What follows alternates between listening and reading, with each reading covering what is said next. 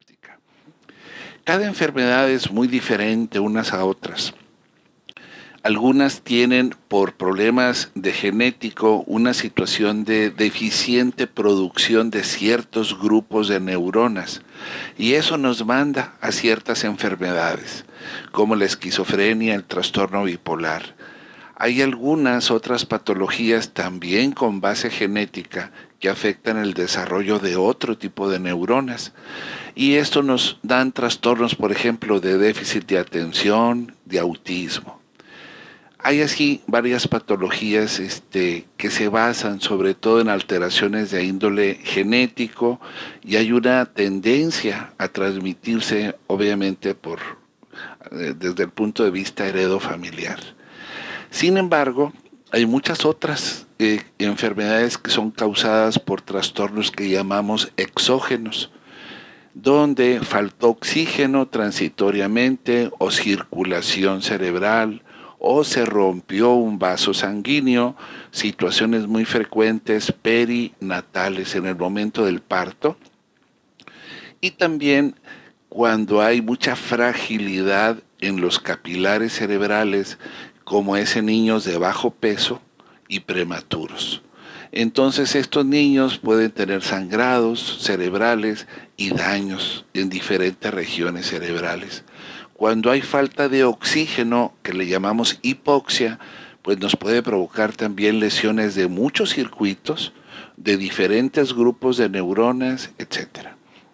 Entonces, estas son las principales causas que nos generan dichos trastornos neuropsiquiátricos que nosotros trabajamos. Obviamente las neuroinfecciones como las meningitis, las encefalitis, son una causa también muy importante de problema, los traumas, un daño cerebral por un traumatismo cráneoencefálico, etcétera.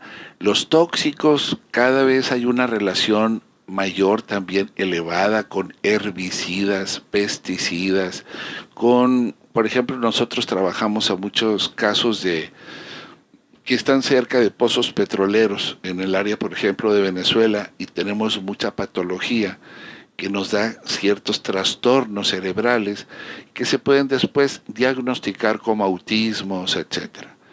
Sin embargo, el diagnóstico de una enfermedad clínico no ayuda mucho. Por ejemplo, muchas veces a nosotros nos dicen, este niño tiene autismo. Nosotros tenemos que saber qué zona del cerebro está afectada, qué tipo de neurona está afectada. Porque de esa manera podemos programar un tratamiento para producir y regenerar a cierto grupo neuronal, ¿sí? Entonces, el diagnóstico clínico no es suficiente para poder planear un tratamiento eficiente usando este tipo de moléculas que llamamos citoquinas. En general, obviamente son muchas patologías, no podemos tratar todo tan extensamente como quisiéramos, por lo que me gustaría que si gustan ustedes, nos digan cuáles son los problemas que más les interesa, que platiquemos para hacer más énfasis en ese tipo de patologías. Ahí les dejo a Miguel, si está aquí, para que nos ayuden a contestar.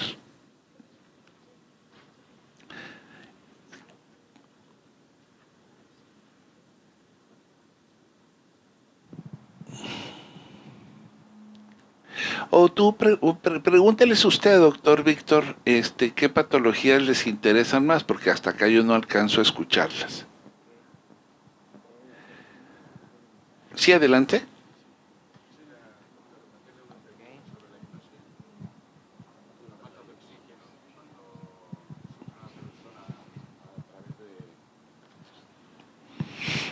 La hipnosia, a falta Y, de... Sí, sí.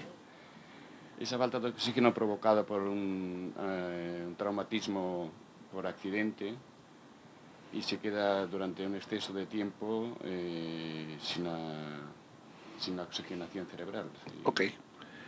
Sí, sí. Y con el tiempo se detectan unas secuelas que a nivel psiquiátrico dicen que es neuronal y los neurólogos aquí dicen que es psiquiátrico debido a una depresión que sufre.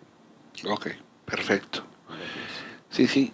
Saquemos así los temas que más les interesan a ustedes y yo trato de profundizar en eso, ¿de acuerdo? Haciendo énfasis. También me comentan, doctor, del síndrome Angelman. ¿De Angelman? Angelman, ok. ¿Algo más?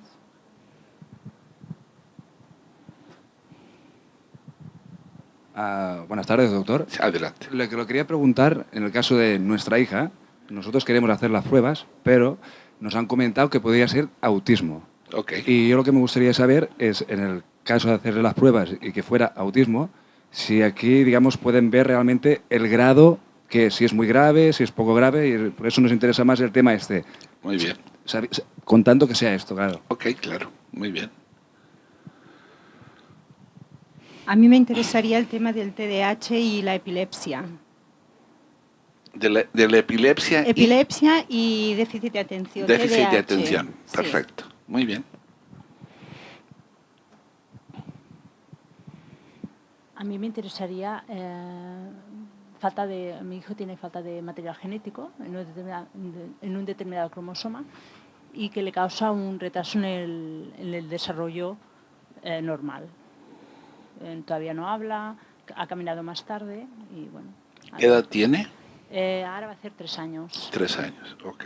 Empezó a andar a los 25 meses. ¿No tiene usted el nombre del síndrome? Es que no hay casos. Todavía no hay casos, no se... Por lo tanto, no hay nombre, no hay un síndrome. No hay. Ok.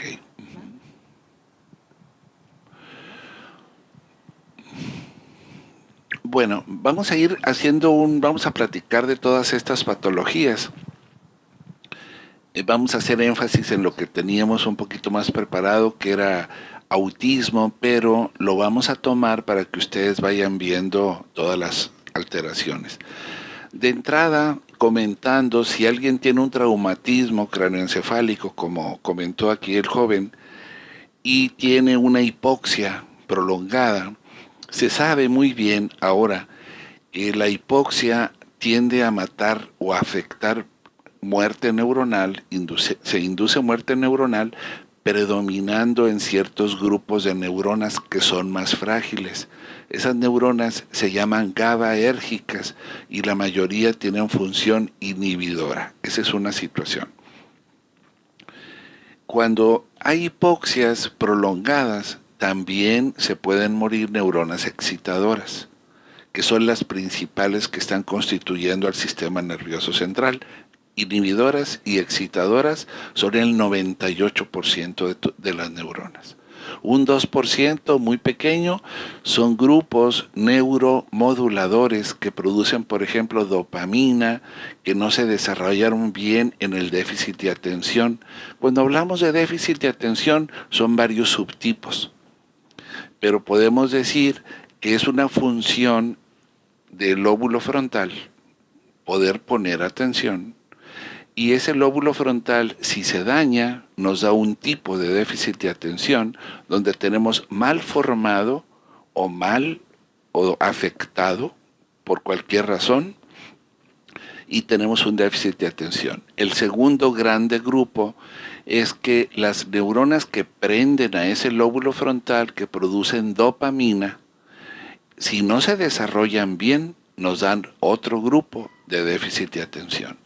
Ese paciente no tiene ninguna alteración neurológica, solamente un hipodesarrollo de un grupo de neuronas que producen dopamina. Son los principales dos grandes grupos de déficit de atención.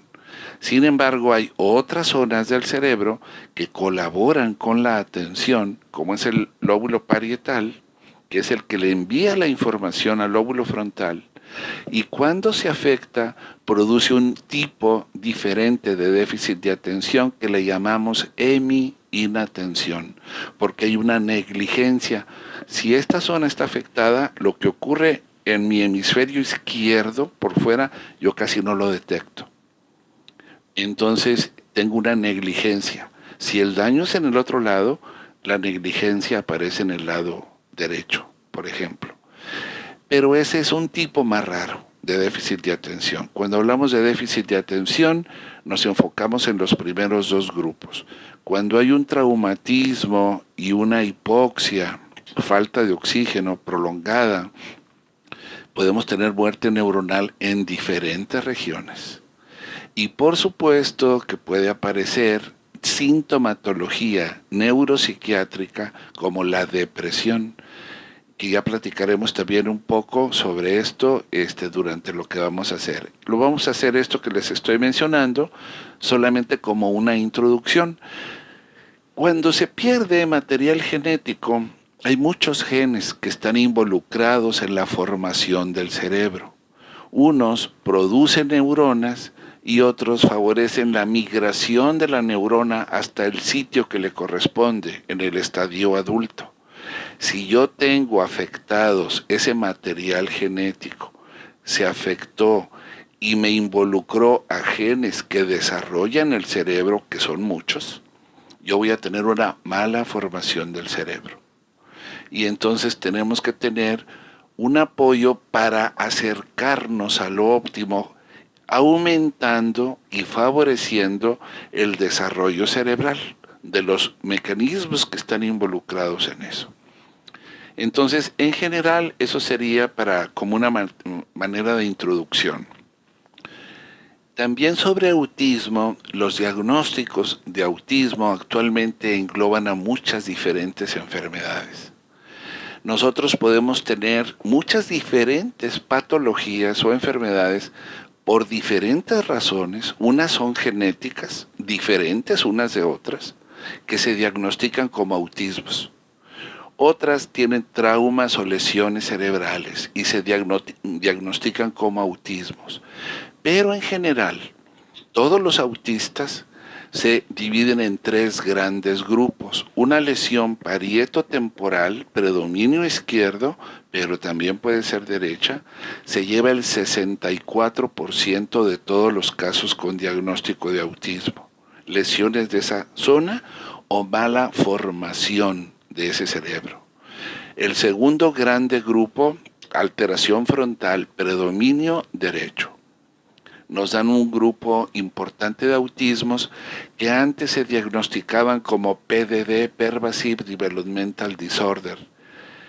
Y muchos de los autistas tienen alteradas las dos zonas. Los casos graves de autismo tienen patología parietotemporal y frontal. Lo más común es izquierdo y frontal derecho. Eso es lo más frecuente. Y eso nos da una patología, nos da una sintomatología tipo autismo o tipo espectro autista, donde está fallando la comunicación, la socialización y hay movimientos estereotipados, complejos, repetitivos, pero sin función. Estamos aleteando o haciendo cosas, pero es el mismo movimiento. Y ese movimiento estereotipado es parte de la sintomatología que ayuda a diagnosticar clínicamente al autismo. Nosotros tenemos que detectar qué zona está afectada, qué tan grave está la lesión, ¿sí? Está complicado con epilepsia, el 15% tienen complicaciones de ese tipo, ¿sí? Y muchos de ellos desarrollan epilepsias entre los 7 y 10 años, ¿sí? Otros grupos que se diagnostican también como autismo son síndromes genéticos bien especificados, algunos como el Angelman, otros como el síndrome de Rett, otros como la tuberoesclerosis o esclerosis tuberosa. Son genes diferentes afectados, pero tanto el Angelman como la tuberoesclerosis como el síndrome de Rett tienen un sistema intracelular que favorece el desarrollo anormal de circuitos y produce una sobreactividad de la neurona que tiende mucho a generar epilepsias y malas formaciones cerebrales. Ahora a esa vía le llamamos mTOR, Mammalian Target of Rapamycina.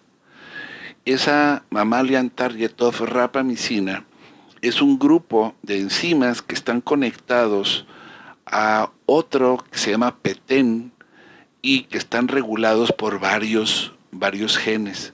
Cuando esos genes se afectan, entonces tenemos displasias cerebrales, malas formaciones del cerebro y mucha tendencia a epilepsia. Y eso sucede en el Angelman o Angelman, en el síndrome de Rett, que también se pueden diagnosticar como autismos, ¿sí? Y en la tuberoesclerosis, pero no únicamente. Hay otros síndromes que entran dentro de ese terreno. Eso es para que ustedes más o menos tengan una idea de las patologías que ustedes comentaron. Vamos ahora a ir platicando de lo que teníamos programado, pero vamos a ir haciendo énfasis en lo que ustedes están interesados. Nosotros nos dedicamos a reparar el cerebro, lo cual podemos lograr generalmente no en forma perfecta ni total. La perfección no existe en este universo como tal. Todo lo que existe tiene cierto grado de imperfección. Cualesquier tratamiento, cualesquier cosa que hagamos. Entonces la perfección, lo ideal, hay que desecharlo. Pero, ¿se puede ayudar a reparar el cerebro? Sí, y mucho. ¿Podemos recuperar funciones? Sí. Cuando se nos afecta el cerebro, tenemos problemas de aprendizaje. El aprendizaje es una función compleja que se refiere a la capacidad de adquirir conocimiento del mundo, de mí mismo y de lo que me rodea. Yo puedo adquirir conocimiento, aprendo. Y para eso yo necesito 3 elementos fundamentales. Debo de tener memoria buena, debo de tener atención buena, debo de tener interés o motivación bueno. Si me falla el interés o la atención o la memoria, mi aprendizaje va a ser deficiente. Esos dispositivos dependen de regiones cerebrales específicas. Cada uno de ellos se puede afectar. Por ejemplo, la depresión que mencionaba aquí el joven, que se puede dañar, depende del giro del cíngulo y de la amígdala, 2 centros emocionales que son fundamentales para darte el interés y la motivación. Si una hipoxia me los daña, o un daño o una mala formación por situación genética, entonces yo puedo tener una baja motivación que en el extremo es depresión. Cuando yo estoy muy desmotivado, desinteresado, se diagnostica como depresión. Hay 2 grandes grupos de depresiones, las que tienen alteraciones de esas regiones que yo les menciono, por una hipoxia, isquemia, etcétera, o los cerebros que se formaron mal y tienen un desbalance entre sus neuronas inhibidoras y excitadoras. Y ahí aparece el trastorno bipolar, por ejemplo, que es muy frecuente, los estados de manía, etcétera. Muy bien, entonces, para poder reparar al cerebro, nosotros utilizamos las citoquinas, que ya les platicaré un poco más, son proteínas que generan las células, por eso se llaman citoquinas, y en este momento ya conocemos más de 100 moléculas. Son grupos grandes de familias, porque se engloban en familia porque muchas proteínas de este tipo se parecen mucho, derivan de un solo gen ancestral sencillo. Han tenido sus variantes y ahora en lugar de ser, por ejemplo, insulina, ya son varias y tienen diferentes funciones, aunque parecidas. Y algunas de estas citoquinas nos ayudan a reparar al cerebro, pero también a reparar otros órganos, por lo que no son exclusivas del cerebro.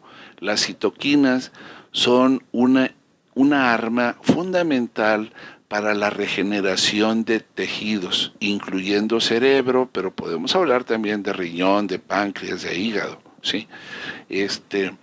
Entonces, otros grupos trabajan más en otros campos, nosotros trabajamos más en cerebro, y bueno, Dentro de las citoquinas, un grupo de ellas tienen efecto neurotrófico, producen neuronas, las desarrollan, evitan que se mueran y las mantienen activas. Entonces a esos les llamamos factores neurotróficos. Cuando nos enfrentamos a un paciente, obviamente como todos los casos que ustedes han mencionado, aunque sea un Angelman o sea una depresión que tiene un antecedente de un traumatismo y una hipoxia, etcétera, etcétera, casos de autismo, nosotros tenemos que obtener información de cuáles son las zonas afectadas, qué circuitos se afectaron, qué redes y tipos de neurona están afectadas. Si nosotros conocemos esto, entonces podemos seleccionar a las citoquinas o los factores neurotróficos y podemos incrementar los eventos progresivos normales que generan nuevas neuronas en la neurogénesis, crecimientos de axones y dendritas, migración de neuronas, etc. Y todo esto nos permite recuperar funciones de las regiones afectadas. Esto ya tiene muchos años trabajándose. Yo empecé en 1981 a finales en un grupo de investigación sobre esta área. Y bueno, ahorita ya han pasado 33 años de eso. Y lo que en aquel tiempo sonaba extraño, por ejemplo, que no se podían generar neuronas, la neurogénesis no existe, una neurona no se puede regenerar, etcétera, etcétera. Muchos dogmas de las neurociencias ahorita están totalmente destruidas, esos dogmas. Sabemos que las neuronas se producen durante toda la vida, en cantidades pequeñas, sí, pero que hay maneras de amplificar esa producción de neuronas, y si se sabe dirigir con estas citoquinas apropiadas, nosotros podemos formar el tipo de neurona que sea conveniente. No se sabe para todas las neuronas, pero para los principales grupos de neuronas sí sabemos qué citoquinas usar para regenerarlas. Muy bien, que los exámenes que utilizamos deben de ser no invasivos, no afectar al paciente, no someterlos a radioactividad, no meter electrodos dentro del cerebro, etcétera. Ningún daño al cerebro. Eso es el objetivo. Y la única técnica actualmente eficiente para eso son estos que en inglés se llaman NERVs, que son potenciales relacionados a eventos. Estos son respuestas eléctricas del cerebro a un evento, el cual puede ser un estímulo mental, como yo te pongo a reconocer una carta de otra, una cara de otra, te pongo una cara triste, una alegre, ¿cómo respondes? ¿Cómo está tu sistema emocional?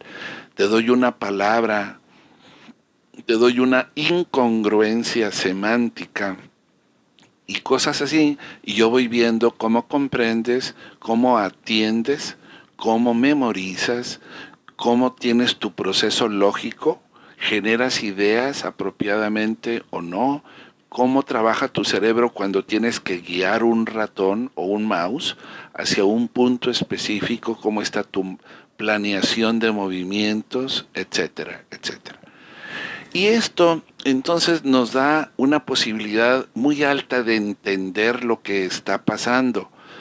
El electroencefalograma como tal no nos es suficiente. Definitivamente es muy poca la información para hacer un diagnóstico de esto, qué zonas están afectadas, pero estos eventos relacionados o estos potenciales relacionados a eventos sí nos ayudan mucho.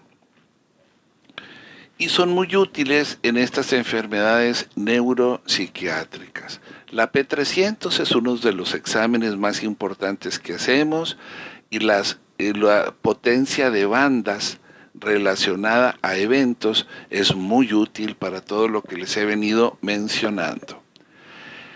También tenemos otra herramienta que es la coherencia. Este análisis de coherencia durante un evento, ¿sí?, nos permite a nosotros saber cómo trabajan las zonas cuando ellas tienen que comprender, por ejemplo, cómo trabaja el lóbulo temporal posterior izquierdo, que es el encargado de la comprensión verbal, cómo se conecta con el lóbulo frontal, con el lóbulo parietal, qué pasa con el lóbulo temporal y el lóbulo occipital cuando leen, porque uno ve y el otro comprende, está bien las conexiones, prenden y apagan, envían y reciben la información eficientemente, etc.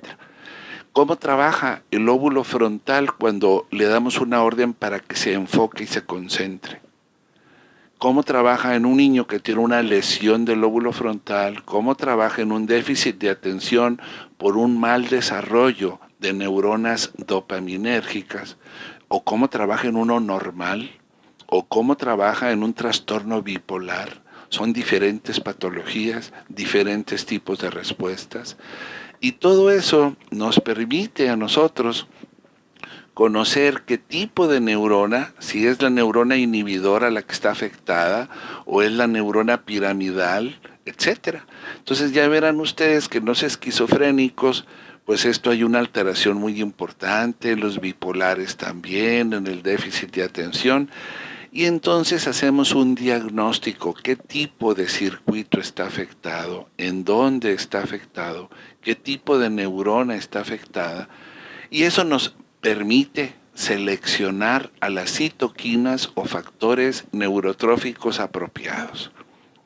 Entonces la coherencia nos ayuda mucho a saber cómo están conectándose las zonas, cómo envían y reciben, y esto en problemas de aprendizaje es fundamental, en niños autistas también, etcétera, esquizofrénicos, o sea, hay muchas patologías donde se desconecta una zona de otra, y hay otras donde no puede apagar la transmisión, como que se queda congelada una imagen y no puede llegar otra.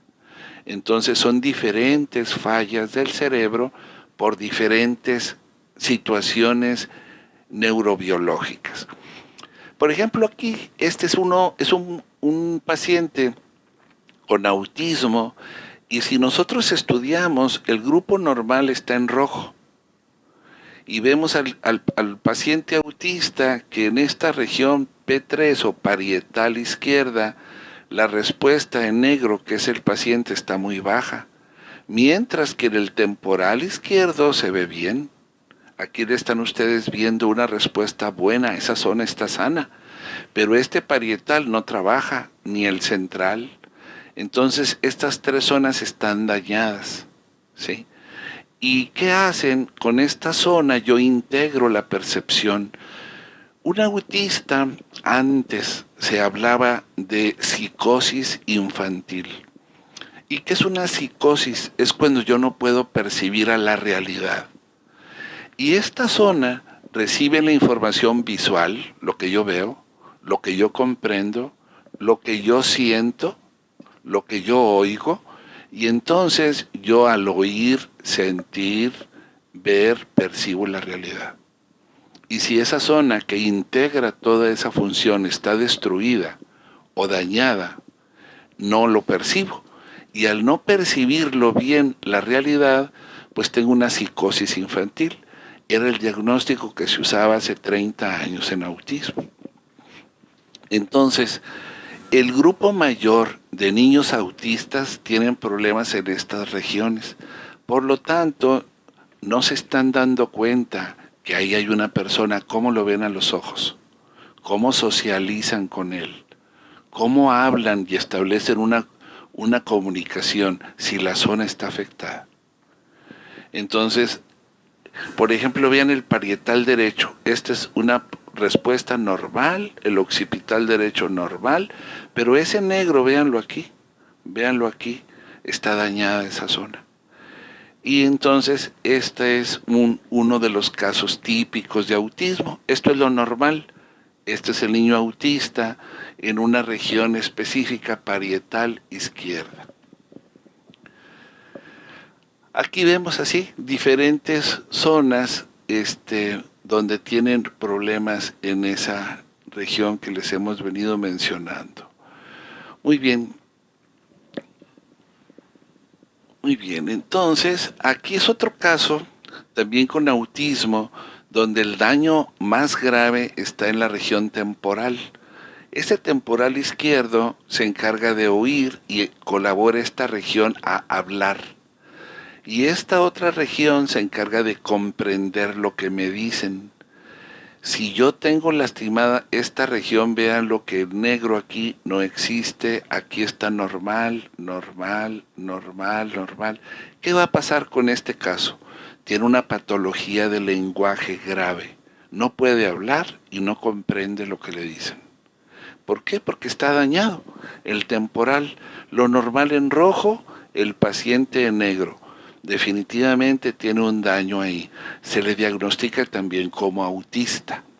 La zona no es igual que el otro. El otro tenía el daño aquí y este lo tiene aquí. Pero son las dos zonas que generalmente producen más autismo.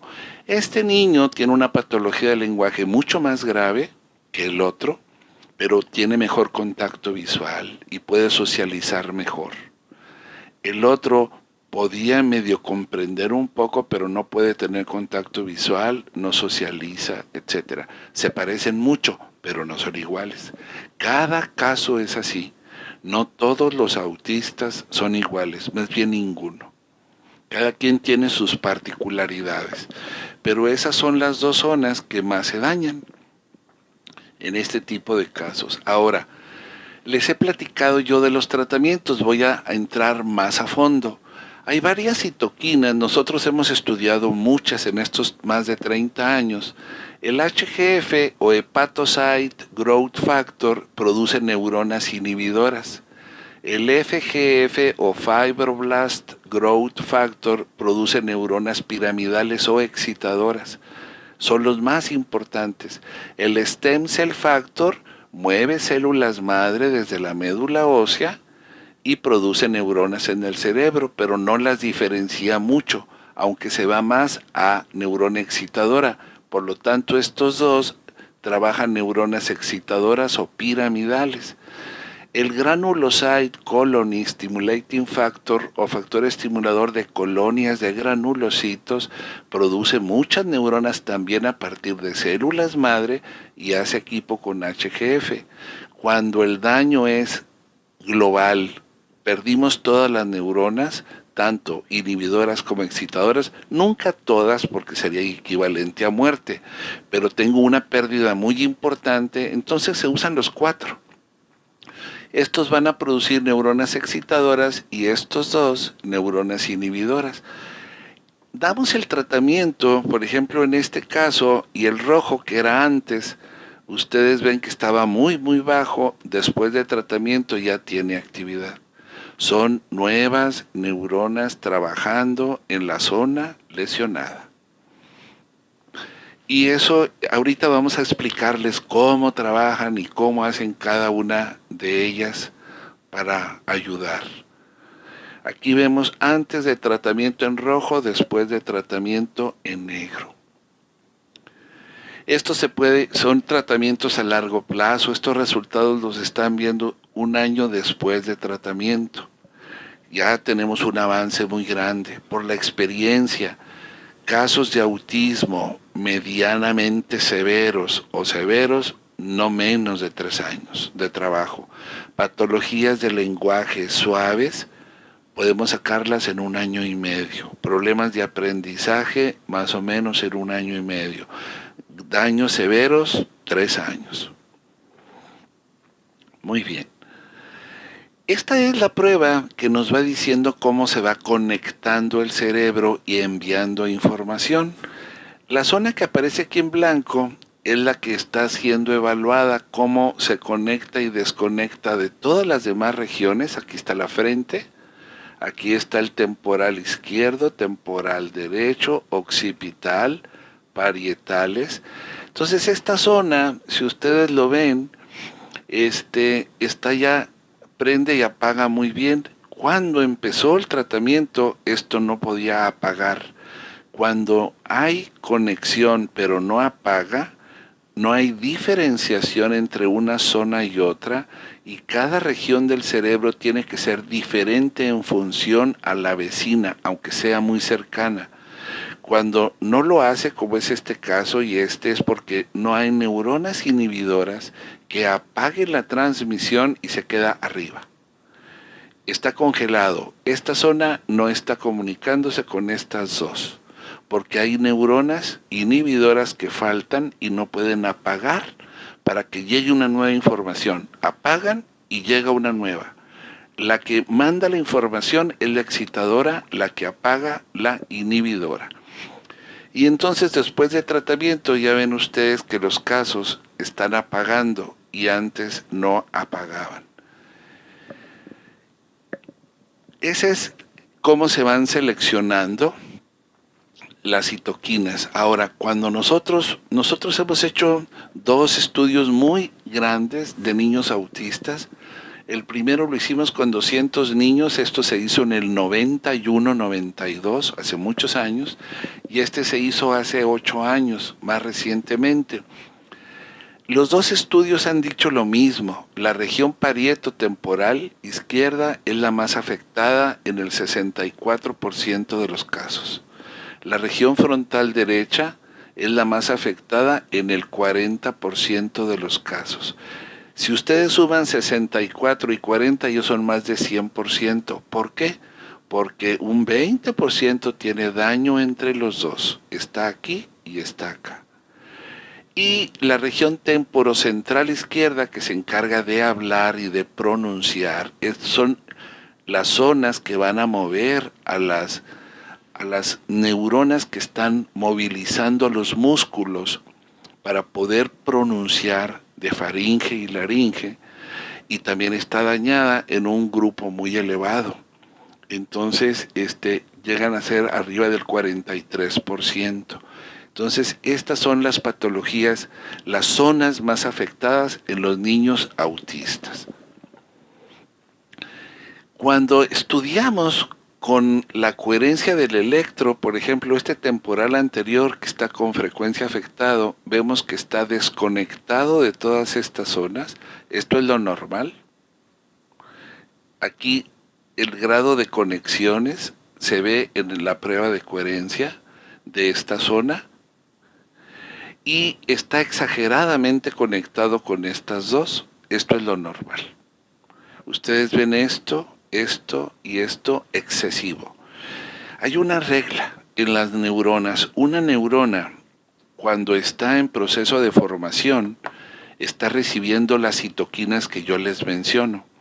Y eso las mantiene vivas por mientras llegan a su lugar y establecen conexiones. Pero llega el momento del nacimiento y la producción de citoquinas baja mucho, y solo las neuronas conectadas son capaces de sobrevivir. Por lo tanto, hay una regla dentro de las neuronas. Ellas quieren sobrevivir. Si no me puedo conectar con el sitio que me corresponde, como es esta zona, debería de estar conectada aquí, aquí y acá, pero no lo pude por daño, algo pasó, entonces me conecto con las vecinas y dan unas zonas exageradamente conectadas y otras zonas desconectadas. Esto es muy frecuente en el autismo.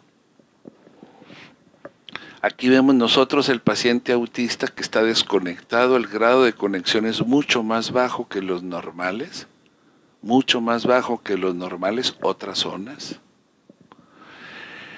Y entonces, este es el cerebro, lóbulo frontal, esta es la nuca. Con esta región yo veo, es la zona visual, corteza visual. Y esta envía la información al temporal posterior y con eso puedo leer, pero también reconocer caras, ¿sí? Y tener empatía, mirar a los ojos. Si estas zonas están dañadas, voy a tener problemas. Con este localizo qué evento está sucediendo, quién levantó una mano con esta parte del parietal.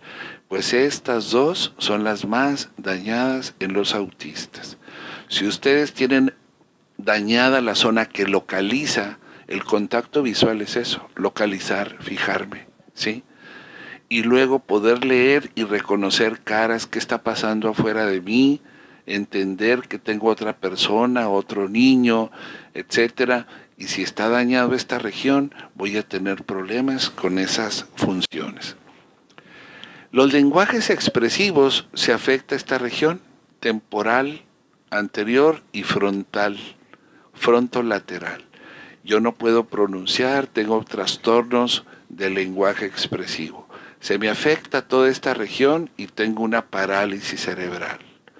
Depende de la zona de la corteza somatomotora que se me afecte, voy a tener, por ejemplo acá, se me afecta aquí, tengo inmovilidad de mis piernas. Se me afecta acá, se me afecta la cara. Y aquí mi mano. Con esta otra región yo pienso, genero ideas. A mí me dan información y yo pienso y genero, a partir de la información que ustedes me dan, genero una idea. La información que yo les estoy dando les sirve a ustedes para generar sus propias ideas, porque ese es pensar, ¿sí? Si se me afecta esta región, yo no puedo pensar. Y entonces persisto con la misma idea, me vuelvo obsesivo, terco. Está siempre la misma idea, no tengo otra idea. Y viene otro tipo de patologías, los obsesivos compulsivos o los trastornos obsesivo-compulsivos. Y así, entonces, dependiendo de la zona que se afecte, voy a tener diferentes enfermedades. Esta zona parietal que integra información fundamental para el aprendizaje. Por nuestra cultura, la vista, la lectura, es demasiado importante la vista. Fundamental para el aprendizaje, la comprensión de lo que leo y de lo que me dicen, lo que oigo, aquí se comprende, lo que veo, aquí se comprende. Entonces, si estas zonas se afectan, yo voy a tener problemas de aprendizaje si el problema es moderado. Si es grave, puedo llegar a autismo, ¿sí? Son las mismas regiones en diferentes grados de afección. El lóbulo frontal se vuelve súper importante para la atención, para el control de la conducta, para la planeación de una conducta verbal y conducta no verbal. Si se me afecta, como es este caso, vean ustedes aquí, lo rojo es lo normal, vean el lado izquierdo, está trabajando más o menos bien, un poco más alto, parietal izquierdo muy bien, temporal izquierdo muy bien, pero vamos a ver ahora el lóbulo frontal derecho, mal. ¿Y qué se le diagnostica a este niño? Se le diagnostica autismo. Es el segundo grupo de los niños autistas. Estos niños tienen muchos problemas para controlar su conducta, su movimiento, su atención, control de emociones, porque esa zona hace ese trabajo. Y se les diagnostica como autismo y en realidad es una patología diferente. Aquí, por ejemplo, en este caso, el parieto temporal está perfecto, sano. Está afectado el frontotemporal derecho. Es muy frecuente que nosotros veamos este tipo de patologías y se les diagnostique autismo.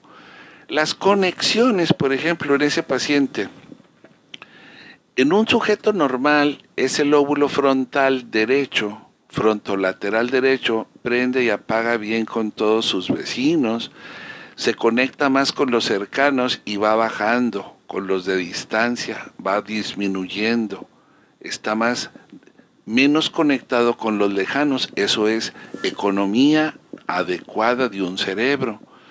Pero cuando está dañado esa zona, en este caso autista, estoy muy conectado con este y con este muy bajo, y luego otra vez alto, y con estos demasiado bajo, y más alto con los distantes, eso ya no es normal.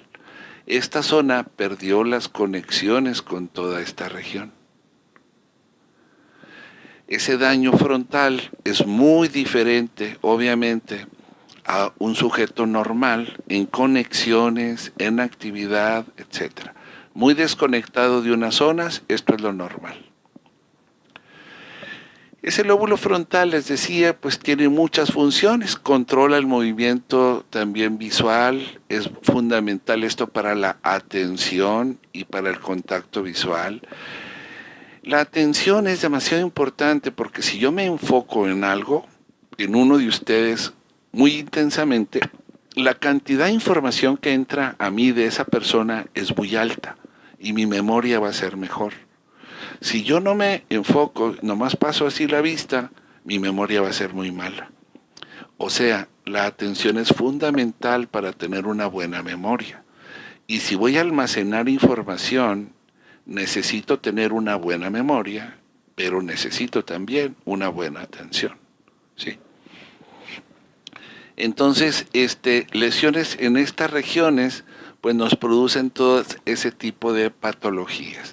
Ya les mencioné que el 20% tiene alteración en los dos lugares, el 40% en los frontales y el 64% en las regiones parietotemporales. Muy bien.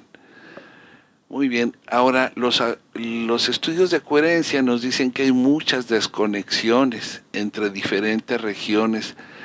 Esto lo hacen los casos graves, los casos de problemas de aprendizaje o autismos leves, obviamente tienen un grado de problema menor. Entonces también será mucho más fácil la regeneración.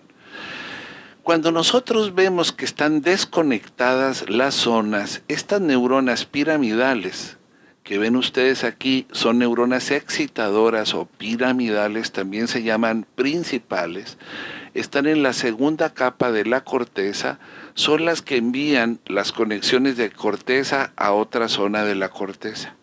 Este déficit sucede mucho en los autistas, por lo tanto esta neurona está frecuentemente afectada en los niños autistas. Luego, otro grupo de neuronas que se encuentra entre la tercera y cuarta capa manda a través del cuerpo calloso conexiones de un lado a el otro y también se puede afectar en algunos casos de autismo, como los que le estuve mencionando. Otras neuronas ya tienen que ver más con enviar información a la médula espinal, al tálamo, a otras regiones. Estas cuando se afectan nos producen más parálisis cerebrales. Y estas otras de la sexta capa, a tálamo y también a corteza, a través del cuerpo calloso, y nos sirven mucho para comunicación y regular funciones. Pero lo que generalmente se afecta más en los autistas son estos dos casos. Entonces, cada zona del cerebro tiene funciones fundamentales, únicas, pero para tener una función mental adecuada requerimos la interacción de todas al mismo tiempo. Ustedes ahorita están actuando con todo su cerebro. No está nada más oyendo, como es esta, y comprendiendo lo que yo digo. También están procesando, están pensando, están viendo, etc. Entonces, una función mental se va a ver alterada dependiendo de la zona que esté afectada. Y esto hablando de corteza. Cuando estudiamos la última región que se formó en los mamíferos más avanzados que presumimos que somos los humanos. Vean ustedes el lóbulo frontal en el humano. Es muy grande si lo comparan contra el chimpancé. Y muchísimo más grande contra los monos iniciales, contra el gato. Esta zona es la que piensa, la que genera ideas, la que puede construir herramientas muy complejas, como es todo lo que ahora tenemos, ir a la luna, aviones, computadoras, proyectores, manejo de la luz, etcétera, ¿no? Entonces, pero esta región, nosotros en realidad, si nos comparamos a los chimpancés, tenemos una cantidad de genes un poco diferente. Casi en un 98% somos iguales. Pero ese 2% nos vuelve muy diferentes.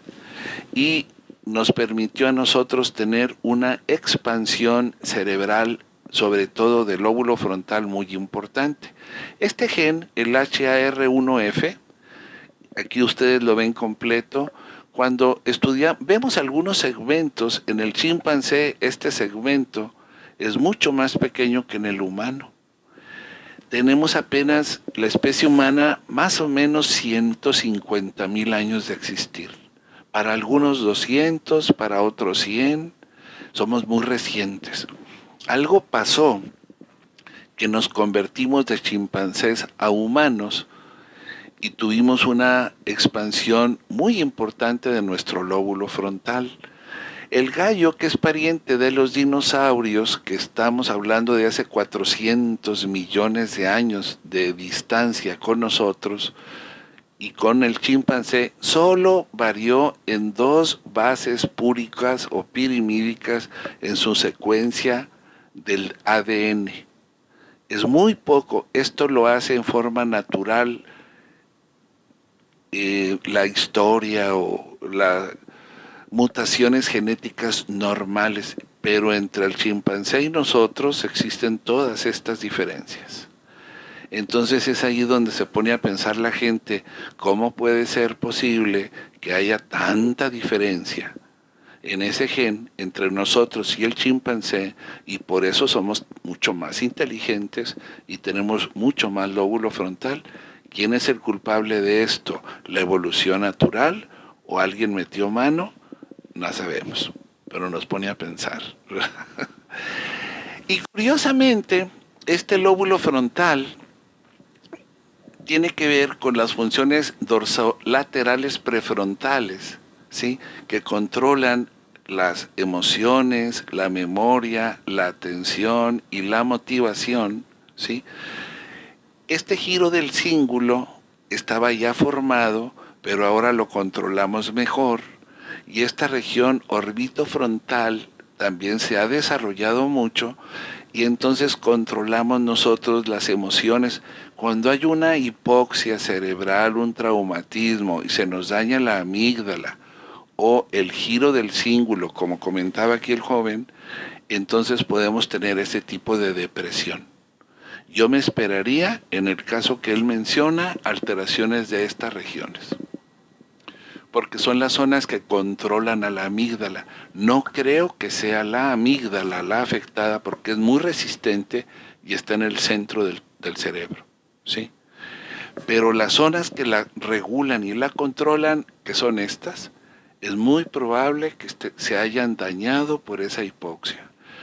Ahora, él comentó que los neurólogos decían que era psiquiátrico y los psiquiatras que era neurológico. Ya sabemos que toda la patología mental, toda, tiene una repercusión biológica. O hay un daño neuronal o una disfunción neuronal. No hay enfermedades psiquiátricas puras.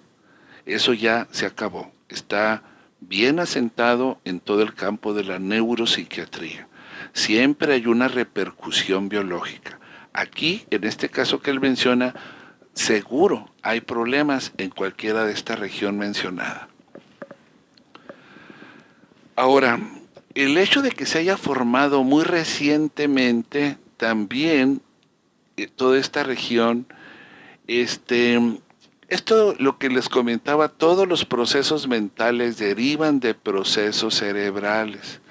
Un estado psicológico anormal, como una depresión, tiene un correspondiente estado cerebral inusual o anormal. Pero eso aplica para todas las patologías. Puede ser por estructuras, por daño estructural, por anormalidad genética, etcétera, etcétera, sí. Pero de que hay un problema, hay un problema. Y todo lo que es corteza y casi todo el sistema nervioso tiene neuronas inhibidoras, que son estas, que producen GABA como un neurotransmisor, y neuronas excitadoras o principales fundamentales para el proceso mental, que producen glutamato y les llamamos excitadoras. Muertes de una o de otros tipos nos van a producir diferentes patologías cerebrales. A veces una hipoxia nos daña todas, en cierto grado, un 20% y un 30%, por decir algo, de una región, y eso nos da una disfunción. La neurona piramidal interacciona con las inhibidoras y entonces esto nos da una regulación del microcircuito. Aquí está recibiéndose información de otro lado y esta información se suma con miles de recepciones en esta neurona y estas neuronas inhibidoras van seleccionando la información importante e inhibiendo la inadecuada, y eso produce una capacidad de discriminación que es fundamental para el proceso mental de reconocimiento y saber qué información voy a guardar. Cuando faltan neuronas inhibidoras hay enfermedades diferentes, como la esquizofrenia y el trastorno bipolar y las epilepsias. Cuando hay neuronas piramidales dañadas, no hay función cerebral. Problemas de autismos, de aprendizaje, etc. Muy bien, entonces estas neuronas se vuelven muy importantes, son las únicas que producen conexiones y por lo tanto se ven muy importantes en muchas patologías como el autismo. Ahora, si hay alteraciones en genes, pues ellos determinan la estructura y la conexión del cerebro. Por lo tanto, ejercen un control significativo sobre la función, normal o anormal. La estructura se puede ver muy influida por muchos otros aspectos. Un estrés, una desnutrición grave, prolongada, nos va a llevar a tener un trastorno, ¿sí? Y esto se puede finalmente manifestar con la sintomatología que ustedes imaginen, como problemas de aprendizaje, problemas de memoria, problemas de autismo, etc. El FGF2 es el más involucrado en generar neuronas piramidales o principales, y se ha visto que forma neuronas y que nos puede ayudar mucho. Por ejemplo, cuando se lesiona ese gen, vemos nosotros que los ratones normales tienen muchas más neuronas que a los que les lesionamos el FGF, ¿sí? El gen. Aquí se produce menos FGF y el número de neuronas está mucho más reducido que en los sujetos que tienen un gen normal. Ahora sabemos que muchas regiones se ven afectadas en la producción de neurona piramidal.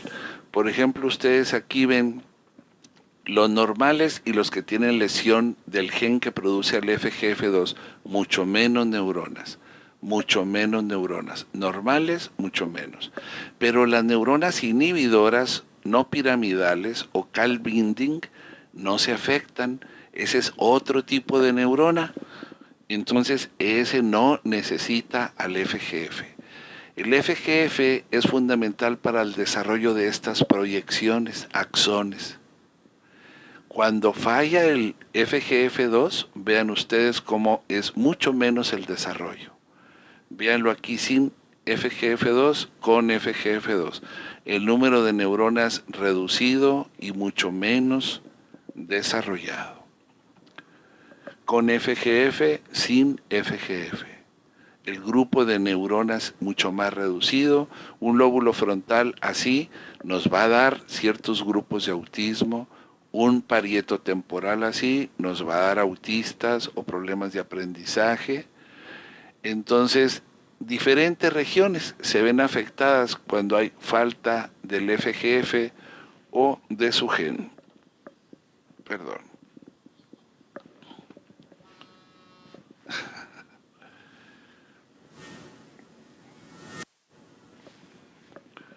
Muy bien. Entonces aquí estamos viendo que en las patologías psiquiátricas o neuropsiquiátricas, obviamente los genes, el medio ambiente juegan un papel muy importante en la formación de los circuitos, ¿sí?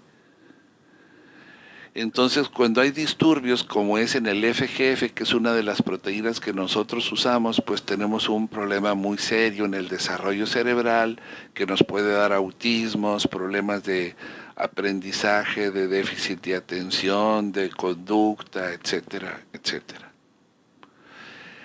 Por otro lado, las neuronas inhibidoras, cuando se estudian en los normales, se ve la migración, ¿sí?, de ese tipo de neuronas.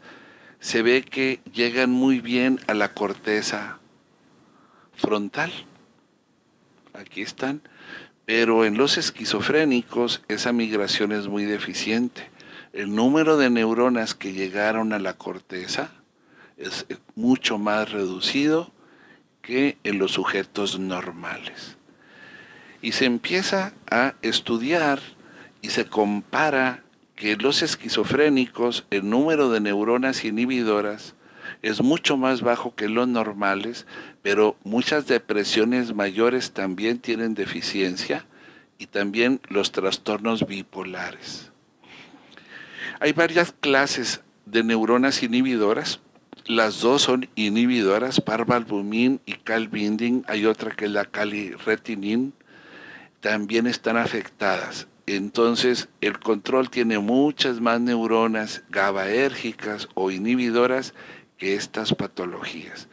Hay tendencia en familias que tienen defectos que ahora sabemos que están en los receptores del HGF para producir este tipo de patologías. Son aspectos frecuentemente genéticos. Vemos nosotros aquí al normal, estas son las neuronas inhibidoras, en el esquizofrénico mucho menos. Todas estas son neuronas inhibidoras, esta es neurona excitadora, neurona inhibidora. Cuando se nos mueren por virus, las tipo Chandelier, que son estas, aparecen con mucha facilidad epilepsias. Cuando no se formaron bien las células en canasta, large basket y small basket cells, aparecen sobre todo las esquizofrenias, ¿sí?, y los trastornos bipolares. Entonces, de pronto hay un desbalance entre neuronas excitadoras y neuronas inhibidoras. Esto aplica a ciertos tipos de autismo, pero esto se ha estudiado exageradamente ya en esquizofrénicos. Entonces, ¿cuántas neuronas se pierden por año? ¿Qué porcentaje tenemos entre los adolescentes normales? Pues tenemos una pérdida reducida. Cuando son esquizofrénicos, esos mismos adolescentes tienen una pérdida neuronal tremenda. Generalmente, la esquizofrenia convencional se diagnostica por ahí de los 18, 20, 22 años. Imagínense ustedes que tengan una pérdida de un 3 a 4%. En 10 años ya perdieron el 30 o 40%. El 16% de los autistas son de este tipo, esquizofrénicos, infantiles. Si nosotros no los tratamos, ¿qué va a pasar en 10 años? Van a tener un grado de degeneración muy significativo, sobre todo de regiones temporales que controlan las emociones y parietales que nos ayudan a percibir la realidad, ¿sí?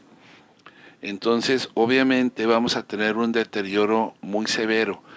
En esos casos lo que hay que hacer es prevenir lo más pronto posible, hacer los diagnósticos y podemos detener el progreso de esas enfermedades en un grado muy alto.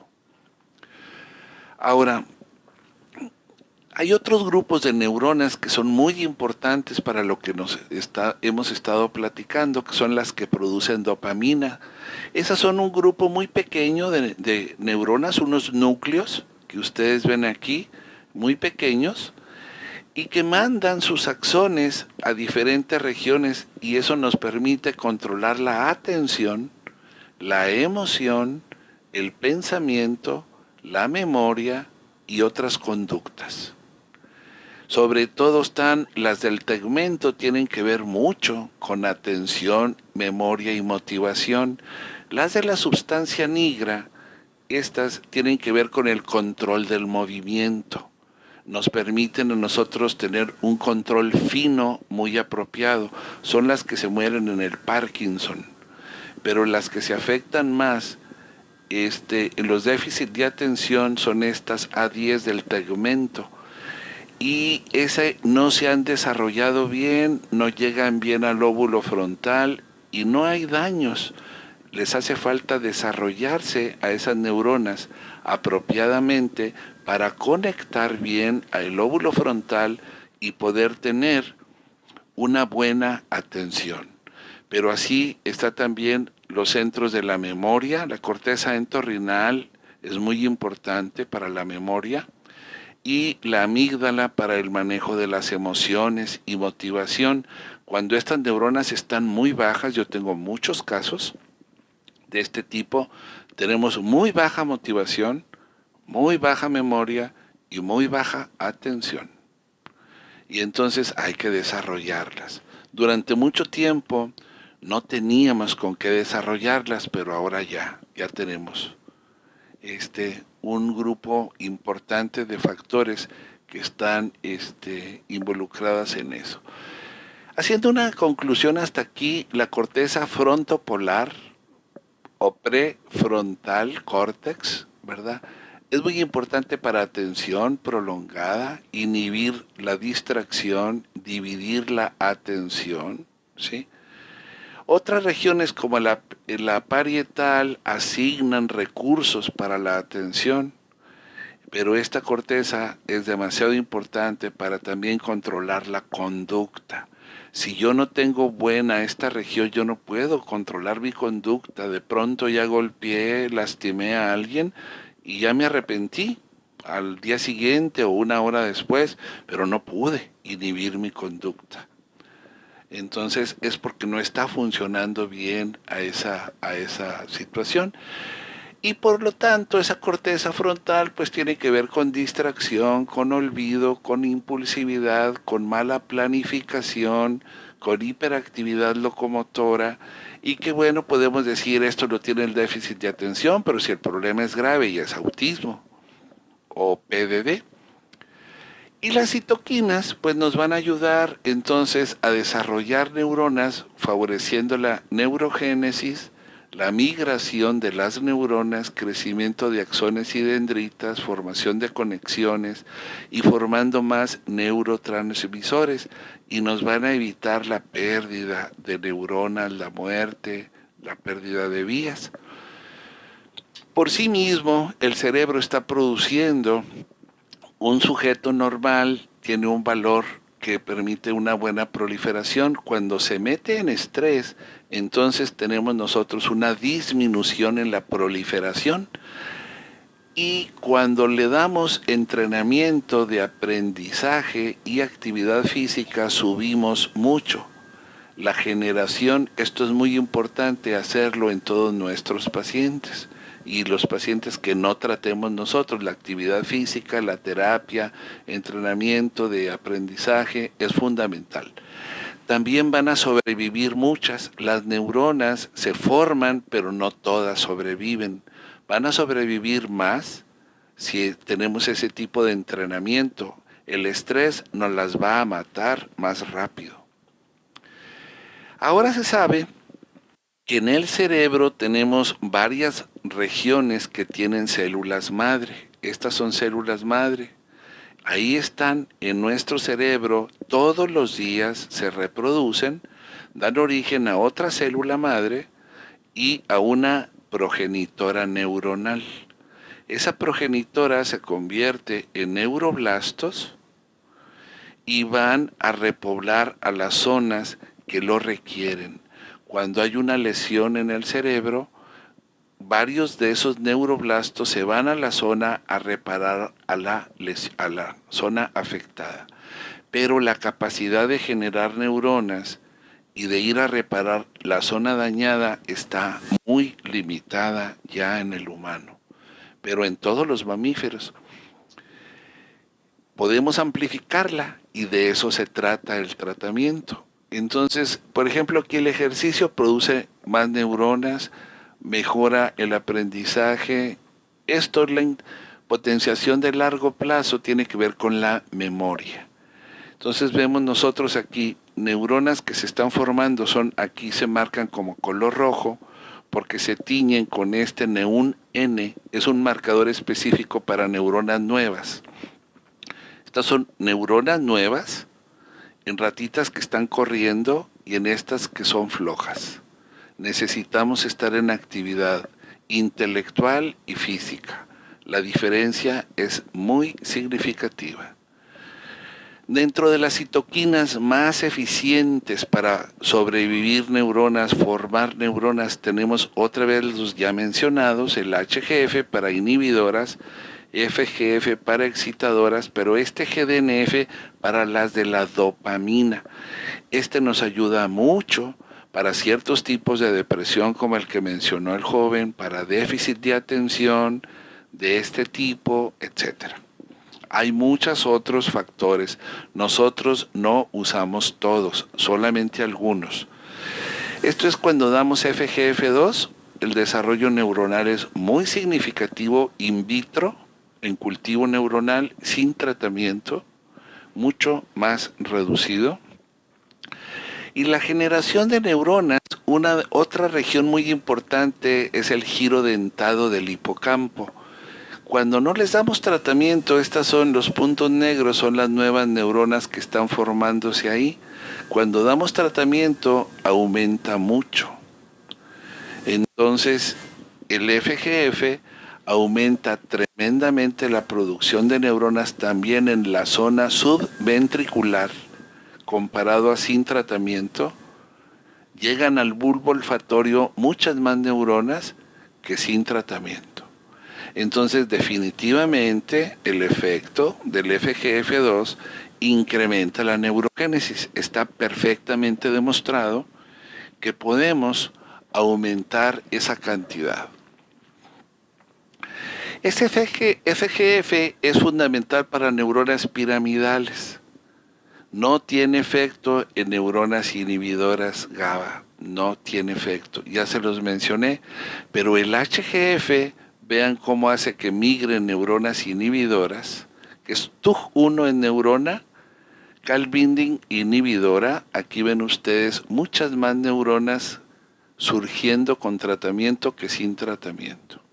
Sin tratamiento, con tratamiento. Entonces tenemos una producción mucho mayor cuando hay HGF y migración que cuando no hay HGF. Eso nos llevó a nosotros, hace muchos años. Conteste, doctor, por favor. Dígale que yo ahorita le llamo. Por favor. Sí, me apuro ya.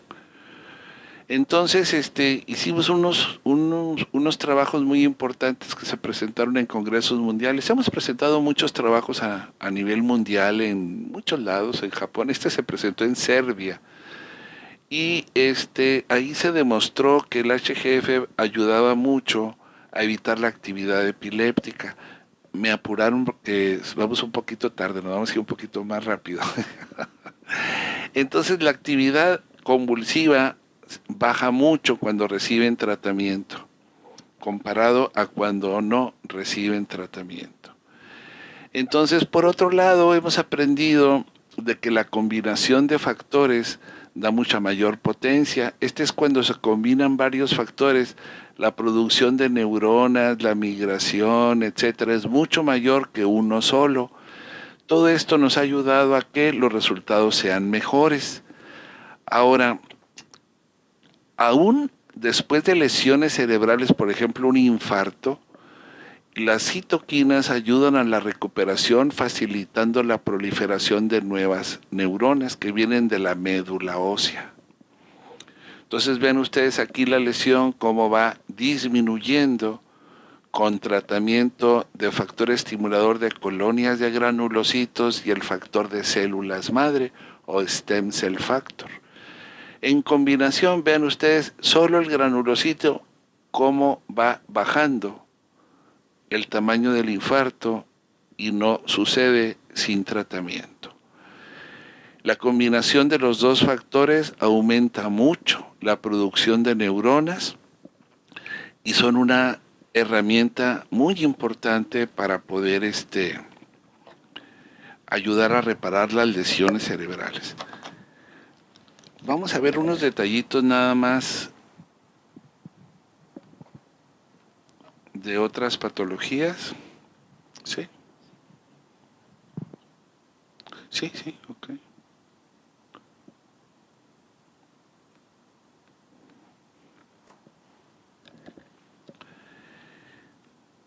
Entonces, aquí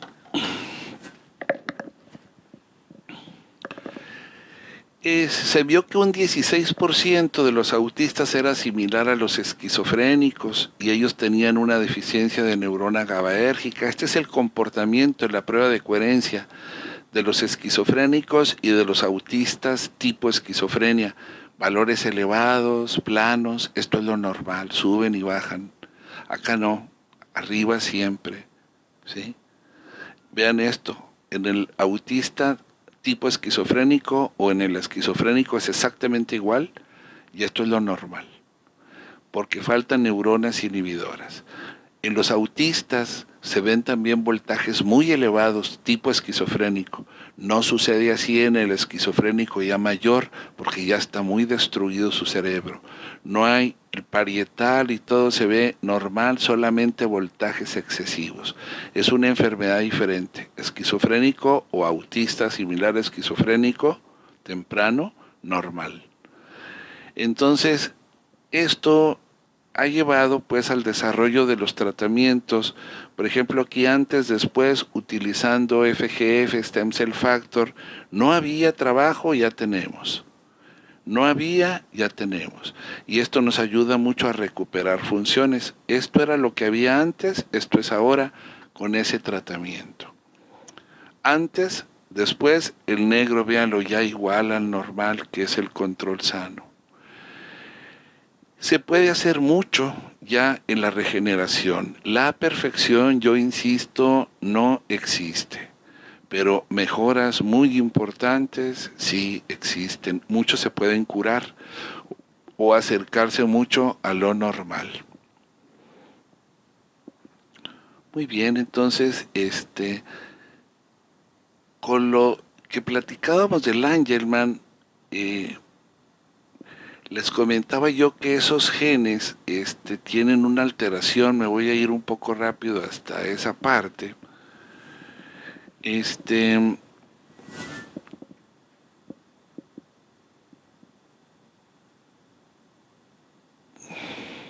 El Angelman, como otros casos,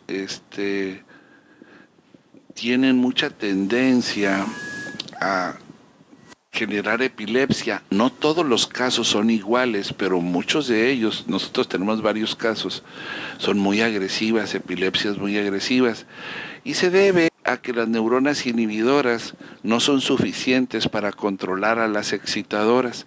Hay dos tipos grandes de epilepsia, muy importantes. Uno, cuando se mueren las neuronas inhibidoras por hipoxia, isquemia o las mata un virus, esta no está aquí, y la excitadora va y conecta a otra excitadora y esa excitadora la conecta a ella, esta prende a la excitadora y la excitadora otra la prende a ella y genera una descarga sumatoria muy agresiva que produce convulsiones.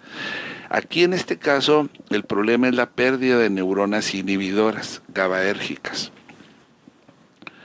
Últimamente nos da los focos de epilepsia y los subtipos de las epilepsias, y sobre todo es este tipo de célula, la Chandelier.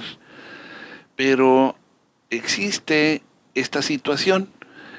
Esta ruta interna metabólica, cuando se afecta con los genes que controlan al mTOR, produce mucha excitación y crecimiento de circuitos. Es necesaria para lo normal, si no, no formamos circuitos. Pero si no hay quien la pare, empieza a formar y formar y formar circuitos, y eso sucede mucho en el Angelman, en la tuberoesclerosis y en otras displasias cerebrales y en el síndrome de Rett, y empiezan a generar epilepsia. Ahí no hay tanta deficiencia de neurona inhibidora, no, está acelerada esta vía. y entonces hay que pararla. ¿Quién la para? Estos genes, el gen de la tuberoesclerosis 1 y tuberoesclerosis 2. Estos paran a esto y entonces ya no la estimula y esta se detiene y deja de formar circuitos anormales y entonces nos ayuda mucho. Esos focos que tienen epilepsia, esa región, por ejemplo, cuando hay pérdida de neurona inhibidora, vean ustedes ese foco, este otro, aquí lo ven antes del tratamiento, los focos epilépticos, se les da tratamiento sobre todo con el HGF y el granulocítico, granulocyte colony, y vean ustedes los focos cómo se fueron, ¿sí? Pero hay las otras patologías, esta hiperexcitabilidad, voltaje muy elevado también se fue, rojo ahora, ¿sí? Después de tratamiento, pero esos tipos Angelman y otras displasias, tuberoesclerosis, síndrome de Rett, está creciendo anormalmente el circuito en forma exagerada y entonces se ven así este tipo de actividades. Es una descarga tras otra, generalizan, ¿sí? Y ayudan mucho al desarrollo de la epilepsia. No son iguales en ningún caso, pero son grupos que tienen ese problema. Cuando se les da la rapamicina, más el granulocítico y el HGF, vean lo que pasa. Entonces se puede ayudar mucho, pero solo el HGF y el granulocítico que forman y fortalecen neurona inhibidora sí ayudan, pero sin rapamicina los resultados son mucho menos buenos. Entonces esta rapamicina la están utilizando en varias enfermedades para evitar sobre todo rechace de trasplantes de riñón, de hígado, etcétera. Pero se sabe muy bien que es el que bloquea a esa vía. Nosotros la estamos usando en este tipo de grupo de epilepsias y la realidad los resultados han sido muy buenos. Cuando hay una sobreactividad y formación de circuitos excesiva, vean ustedes estos valores tan elevados en coherencia y vean con el tratamiento rapamicina más HGF y granulocítico. Entonces sí se puede ayudar. No podemos cambiar la genética, pero se puede beneficiar de forma importante al paciente. Muy bien, entonces hasta aquí terminaríamos con esto porque parece que el tiempo ya va muy adelantado para platicarles un poco de diabetes. Si quieren, si gustas tú aquí, algunas preguntas que haya sobre el tema. Adelante. Yo quería hacer unas preguntas. Ha comentado que es muy importante identificar las neuronas afectadas, ¿no? O sea, los genes afectados. Por lo tanto, según la zona afectada o las neuronas afectadas, el tratamiento es uno o es otro, ¿no? En el caso de que además cuando hay falta de genes, esto repercute en temas neuronales, ¿no? A nivel neurológico hay unos problemas, pero si las ecografías del cerebro, los electros salen correctos, ¿cómo se sabe la zona afectada realmente y por lo tanto el tratamiento más eficaz para influir en estas zonas, sí, ¿no? sí. Las neuronas que se han podido perder o dañar, ¿no? ¿Cómo funciona? Por lo tanto, luego seleccionar las citoquinas o los factores neurotróficos más adecuados en cada caso. Sí, miren, vamos hasta ahí porque es muy importante su pregunta. Le estuve insistiendo mucho que el electroencefalograma no tiene la capacidad de detectar alteraciones más que muy bien en epilepsias, ¿de acuerdo? Pero para detectar la disfunción de una región necesitábamos, con lo que empecé la plática, los potenciales relacionados a eventos. Esas pruebas ayudan a detectar qué zona está fallando y dependiendo de la descarga nos dicen qué tipo de actividad es la que está deficiente. Por ejemplo, mire, si usted tiene un tiempo de descarga, o sea, yo le doy un estímulo mental o un estímulo como la P300, ¿sí? Y entonces usted tiene un tiempo para descargar aquí, de aquí a acá. Esa es la latencia. Si usted tiene deficiencia de neurona inhibidora, tiene varias formas de fallar. Una descarga antes de tiempo. No mantuvo el proceso completo y descargó antes, por falta de inhibición. O el voltaje es gigante. En lugar de este, ya no está regulado, es muy elevado. O la coherencia no está correcta. La prueba de coherencia no puede apagar. Falta de neurona inhibidora. Ahora, si falta neurona excitadora, el voltaje en la zona afectada es muy bajo. Primero. Y las conexiones están perdidas entre la zona afectada y las otras. Entonces la prueba de coherencia está fallando. Con esas pruebas, sí usted puede inferir con bastante precisión qué tipo de neurona está afectada y en qué lugar. Una ecografía, una resonancia, una tomografía no le van a dar esa información, ni un electro. Así es. Muy bien. Entonces pasamos a lo de diabetes. O si hay alguna otra pregunta.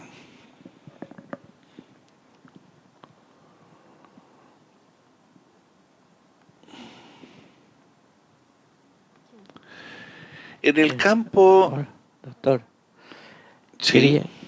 Quería preguntar, porque estoy interesado en el síndrome de Angelman. ¿Sí? Entonces, ¿cuáles son las zonas deterioradas y las posibilidades de recuperación? Sí, mira... ¿Y cómo hacer la recuperación? Ok, en el Angelman hay varios tipos, ¿verdad? Yo he visto desde casos muy agresivos hasta otros más suaves, ¿sí? Pero aquí la situación es, hay una mala formación de neuronas inhibidoras y no apagan bien la transmisión y eso nos dan fallas cognitivas. Y también hay formación anormal de circuitos que nos dan mucha tendencia a la epilepsia y a la mala diferenciación entre regiones corticales, que se manifiesta también como trastornos de desarrollo,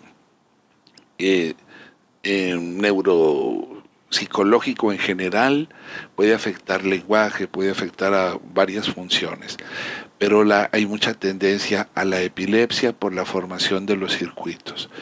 Aquí la mejor opción para estos casos es el uso de lo que yo te mencioné en los últimos casos, HGF granulocítico, porque aumentan la producción de neurona inhibidora y potencializan ese efecto, y la rapamicina porque bloquea el crecimiento anormal y formación de circuitos anormal que favorece el desarrollo de la epilepsia. Esa combinación de esos dos tratamientos sí es útil en esas patologías. Y ese es el tratamiento en esos casos, es muy, muy puntual. No se puede hacer otra cosa. O sea, eso está uno obligado a hacerlo, nada más eso. Y estamos hablando de esa triada de patologías genéticas como es el RET, como es la tuberoesclerosis, como es el Angelman y otras displasias similares. Así es.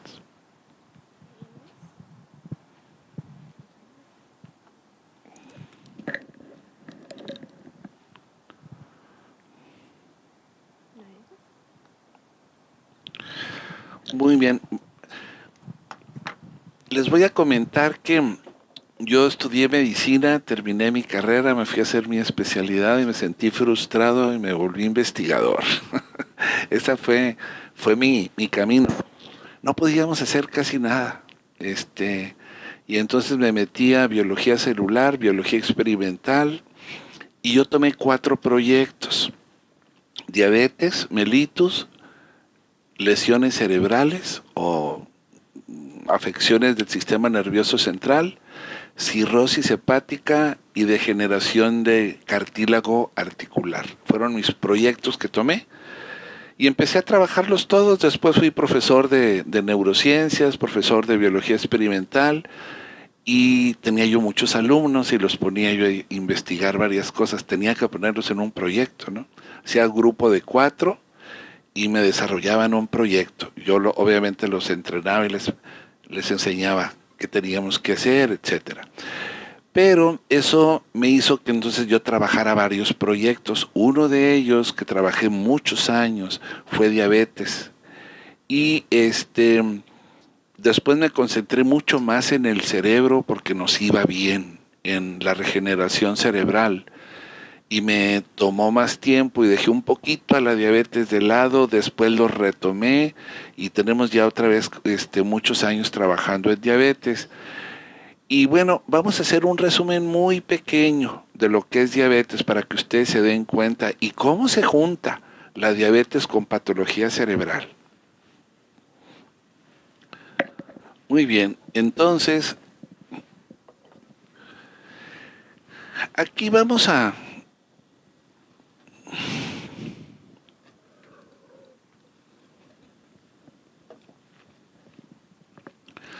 platicar que las citoquinas se producen por múltiples células. Aquí ven ustedes las células que las producen y agrupan los factores de crecimiento, las interleucinas, interferones, etcétera, etcétera.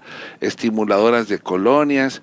Son muy importantes para regenerar tejidos, modular respuesta inmune, formación de nuevos vasos, entre otras. Muy bien, no voy a brincarme muchas cosas. La diabetes también es un grupo de enfermedades, no es una sola enfermedad, hay muchos tipos de diabetes. Los clasificamos en la tipo 1 o juvenil, que se destruye la célula beta por autoinmunidad. No nos interesa hoy ese caso. Y la diabetes tipo 2 se caracteriza porque hay una deficiente secreción de insulina y disminución a la sensibilidad. La insulina deja de ser eficaz. A eso le llamamos resistencia a la insulina. En general, está afectando ya hasta el 10% de la población. En México estamos preocupados porque ya tenemos 140 millones de diabéticos. Es una barbaridad. La causa principal de esta enfermedad es esa resistencia progresiva. La insulina deja de ser eficaz. Cuando se estudia por qué, se ve que la obesidad, que está muy ligada a la resistencia a la insulina, se ve que los niveles de los ácidos grasos libres aumentan mucho y provocan resistencia a la insulina. Esta es una parte muy importante, ¿sí?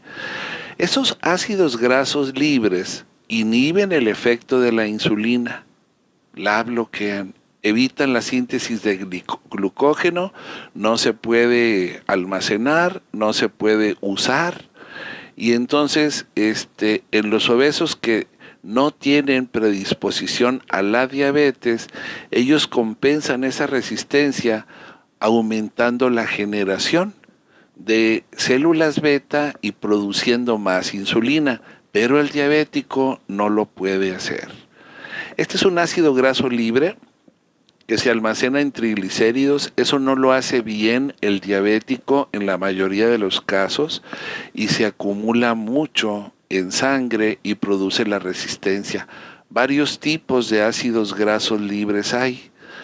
Uno de ellos, el palmítico, por ejemplo, si ustedes se fijan, si no le damos tratamiento con la IGF-1, la síntesis está muy reducida cuando hay palmítico. Ese ácido libre es ácido graso. En pocas palabras, los ácidos grasos libres inhiben la generación de nuevas células productoras de insulina. Y esos ácidos grasos libres se vuelven un verdadero problema. Ahora, Este HGF, que es el que usamos para las epilepsias y varias patologías, protege contra los ácidos grasos. O sea, nosotros usamos las mismas citoquinas, algunas de ellas en la diabetes son muy útiles, ¿sí?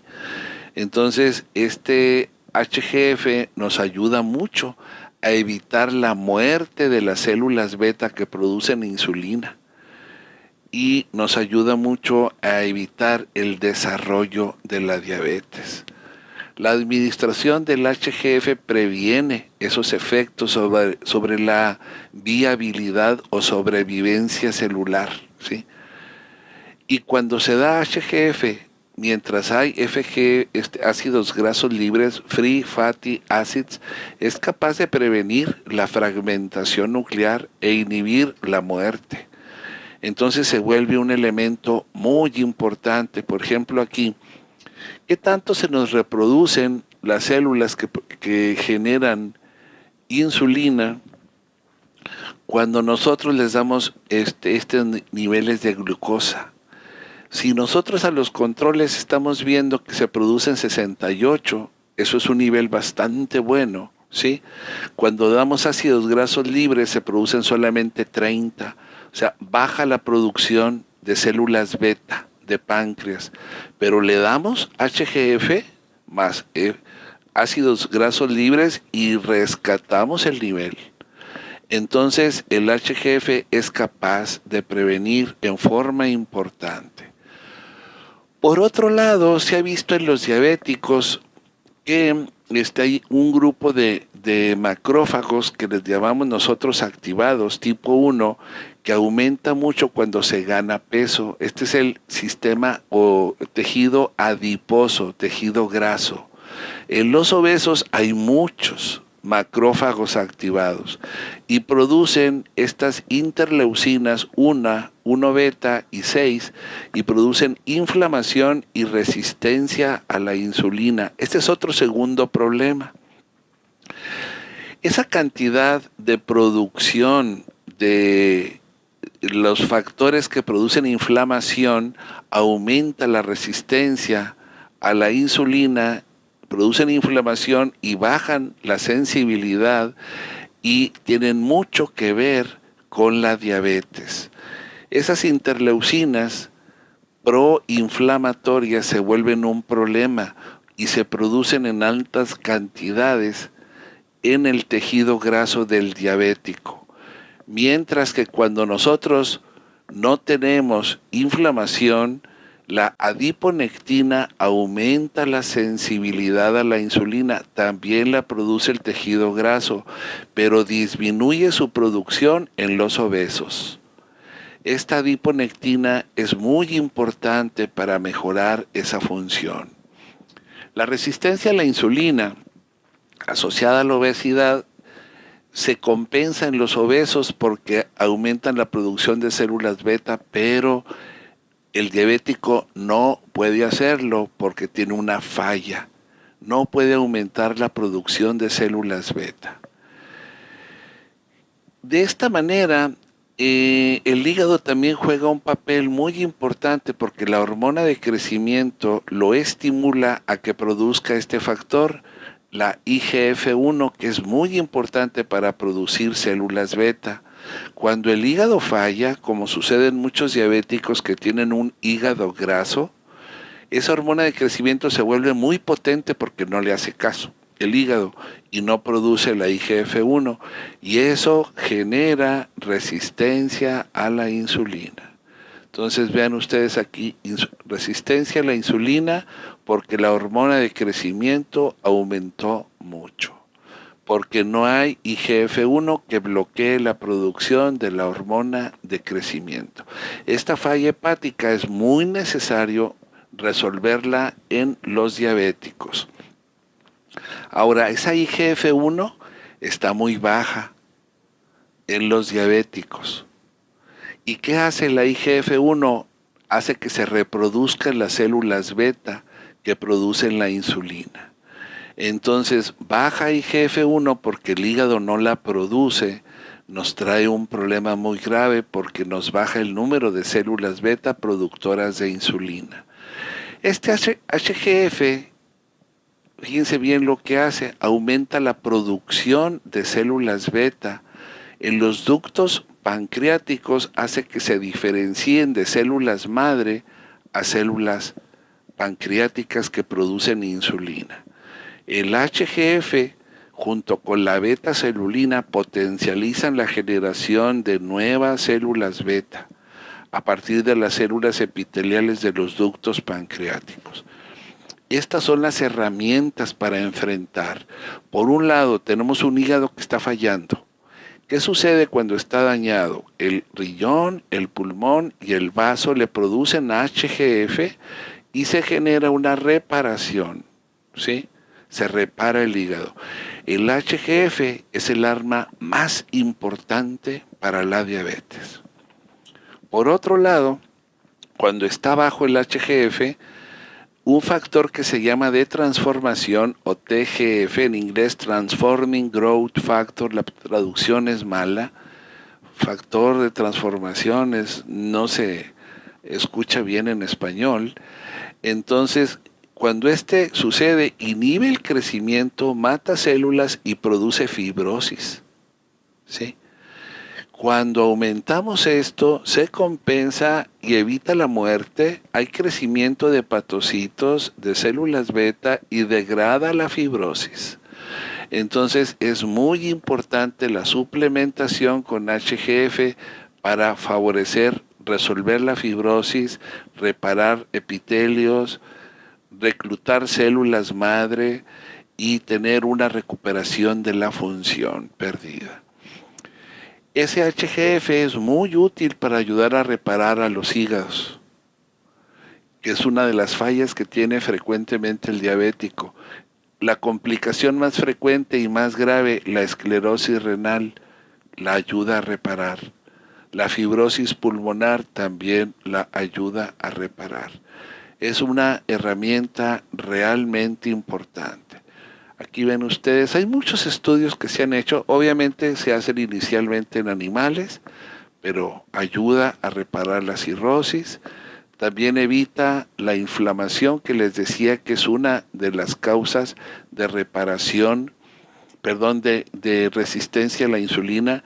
Este efecto antiinflamatorio del HGF es fundamental para varias enfermedades. Inclusive en el asma, nosotros no trabajamos estas patologías, pero dentro de los estudios se ha demostrado eso. Por ejemplo, este es el lipopolisacárido que produce inflamación, aumenta la producción de interleucina 6. Damos HGF y tiene un efecto antiinflamatorio. Entonces eso se vuelve muy importante para combatir la segunda causa de resistencia a la insulina. Acordémonos, ácidos grasos libres producen resistencia a la insulina y matan células beta. ¿Sí? ¿Por qué se acumulan? Por la falla hepática. El hígado repara esa falla hepática y evita que los ácidos grasos libres se eleven. 1. 2. La hormona de crecimiento aumenta mucho y produce resistencia a la insulina porque el hígado no produce IGF-1. El IGF-1 va y bloquea la hormona de crecimiento. El HGF repara al hígado y aumenta la producción de IGF-1 y se bloquea la hormona de crecimiento y la segunda causa de resistencia a la insulina desaparece. Aumenta la producción de células beta. Tenemos más capacidad de producir insulina. Nos evita la inflamación, que es la tercera causa de resistencia a la insulina. Esta molécula HGF realmente es una joya para este tipo de problemas. En general eso sería. Todo esto es demasiado complejo, pero por otro lado, el péptido C antagoniza los efectos profibróticos, que es la causa de la fibrosis renal y de muchas patologías relacionadas a la diabetes. Y el péptido C se produce al mismo tiempo que la insulina. Si no hay células beta que producen insulina, tampoco producen péptido C, y eso produce muchos efectos profibróticos. Regenerar el páncreas nos va a producir más péptido C, más insulina, y vamos a evitar las complicaciones del diabético. Es demasiado importante esto para la vida en general del sujeto que tiene diabetes. Aquí se ve el HGF, cómo baja los niveles de glicemia. Esto es en ratas que están recibiendo streptozotocina para volverse diabéticas, sin tratamiento, con tratamiento, mucho menos alta los niveles de glicemia o glucosa. Producción de insulina baja en las ratitas que recibieron esa streptozotocina, con tratamiento, mucha mayor producción de insulina. Es evidente cómo el HGF ayuda a tener mejores valores de glicemia, mayor producción de insulina. Entonces previene la muerte de las células pancreáticas que producen insulina, preserva la producción de insulina, etc. Estas son las células beta que están formándose en los canalículos pancreáticos. De aquí las células epiteliales, por medio del HGF y de la beta celulina, se convierten en células beta y luego se van al islote que les corresponde. Este otro factor también ayuda mucho a movilizar células madre para regenerar también a las células que producen insulina o células beta. Los efectos son bastante significativos comparados a sin tratamiento en ratas diabéticas, duran mucho más tiempo de vida, etc.